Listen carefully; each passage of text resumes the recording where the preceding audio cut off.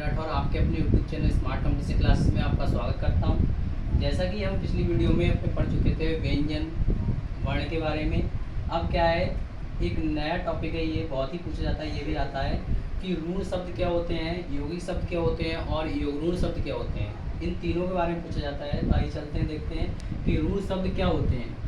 वे शब्द जिनका कोई सार्थक खंड नहीं होता, यानी कि वे शब्द जिनका कोई सार्थक खंड नहीं होता, ये प्रायः दो शब्दों से मिलकर बने होते हैं, ऋण शब्द कहलाते हैं।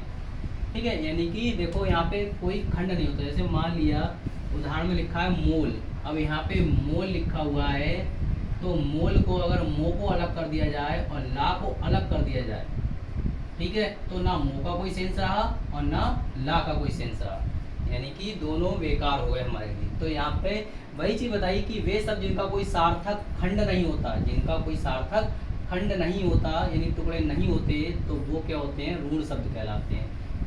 नोट में एक ऑप्शन भी यहाँ लिख दिया, इनके टुकड़ों का कोई अर्थ ना निकले, यानी कि इनके टुकड़ों का कोई अर्थ ना निकले तो वो कौन से शब्द कहलाते हैं, ऋण शब्द। अब आती बात यौगिक शब्द क्या होते हैं। वे शब्द जिनका खंड का मतलब सार्थक होता है, यानी कि जिनका खंड का मतलब क्या होता है, सार्थक होता है, यानी कि एक दूसरे से क्या है, मिलकर बने होते हैं। जैसे यहाँ पे अर्थात जिनको टुकड़ों में नहीं तोड़ा जा सकता।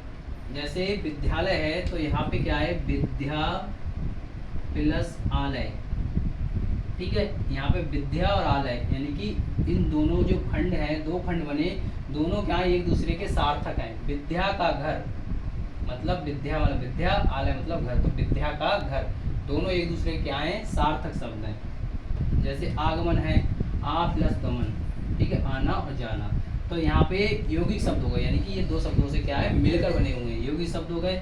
अब लास्ट आता है हमारा योग ऋण शब्द। योग ऋण शब्द क्या होते हैं कि योग ऋण शब्द वे शब्द होते हैं जिनका अर्थ उनकी व्याख्या करने पर निकलता है, जिनका अर्थ क्या है, उनकी व्याख्या करने पर निकलता है, वो योग ऋण शब्द कहलाते हैं। तो देखते हैं हम योग ऋण शब्द। योग ऋण शब्द क्या होते हैं कि वे शब्द जिनका अर्थ उनकी व्याख्या करने पर निकलता है, वे शब्द जिनका अर्थ उनकी व्याख्या करने पर निकलता है और संपूर्ण अर्थ किसी अन्य का अर्थ प्रकट करता है, तो वो कौन से कहलाते हैं, योग ऋण शब्द कहलाते हैं। यानी कहने का मीन्स है कि जो भी शब्द दे रखा है तो उसका क्या है, अर्थ क्या है, अन्य प्रकट होता है। ठीक है, जैसे लंबोदर है तो लंबोदर में लंबा है उदर जिसका, अर्थात गणेश, यानी कि अन्य तीसरे की बात होती है। इसीलिए यहाँ पे एक चीज़ ये नोट में लिखी हुई है कि सभी योग ऋण बहुव्रीहि समास होते हैं।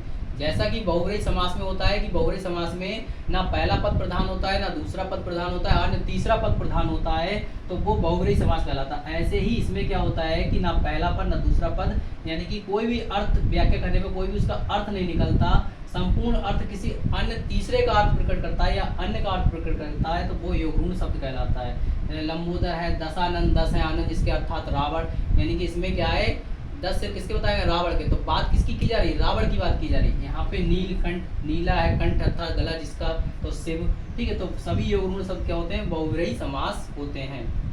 ठीक है, ये हो गए हमारे योग ऋण शब्द, तो समझ में आ गया बात, यानी योग कौन कौन से शब्द कौन से होते हैं, ऋण शब्द कौन से होते हैं, यौगिक शब्द कौन से होते हैं, योग ऋण शब्द कौन से होते हैं। इन तीनों के बारे में आपको अच्छे से पता चल गया होगा।